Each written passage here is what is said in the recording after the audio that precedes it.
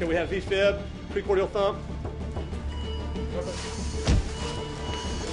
On December 27, 2008, 52-year-old police officer Ken Kirby was putting away Christmas decorations when he experienced severe chest and arm pain. His wife Tina called 911, and Ken was rushed to Oconee Medical Center in Seneca, South Carolina. Emergency room physician Edwin Leap was waiting with his team. Kirby, can you hear me? As Ken was being treated for pain, he had a massive heart attack. He has heart rhythms that are inconsistent with life. Continue CPR. Check pulse. And he gets shocked, and he gets shocked repeatedly. Clear. Shock. Between shocks, he's getting CPR, he's getting resuscitation drugs, he's getting epinephrine or adrenaline, he's getting lidocaine for the heart rhythm, he's getting magnesium. We give him the thrombolytic drugs, he remains in cardiac arrest. And this goes on and on and on with, I think, I counted 11 episodes of defibrillation. Charge. Clear.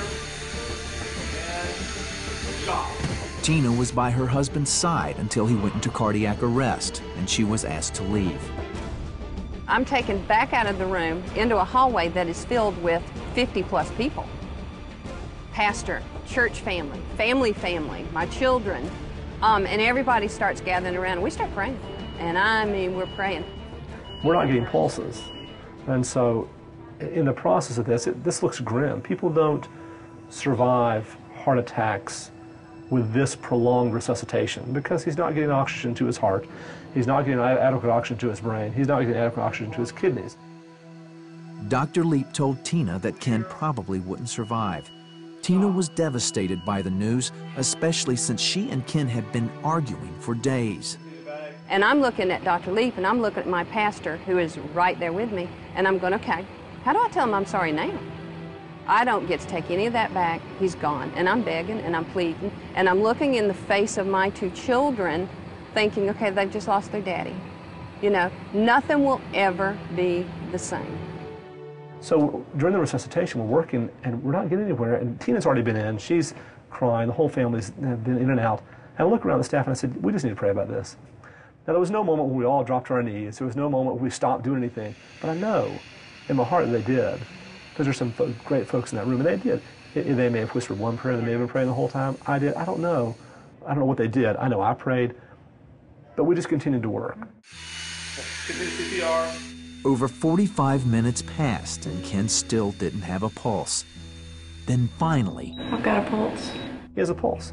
We go back in, and we take the bedside ultrasound and look, and he has some cardiac activity. He's got a little squeeze there, a little pump. Not a lot. His blood pressure's low, but he's got something. I believe that that was the moment that all those prayers out in the waiting room, God just went, okay, and he just reached down and touched. Dr. Leap and his team did everything they could before sending Ken to a Greenville area hospital for emergency surgery. Ken was as stable as we could get him. He goes to Greenville, and we're happy that we had some success, and we're thankful and we're excited, but we really, most of us have done this a long time. We're not holding out a lot of hope for a good outcome. Family and friends continued to pray as surgeons worked for 3 hours to remove a blockage in Ken's heart. Afterward, the only thing to do was wait. Then, I remember waking up in a different hospital, actually a day and a half later, with my wife and both my kids coming into the room, and I just looked at them and said, hey, and not realizing what I had been through completely at that time.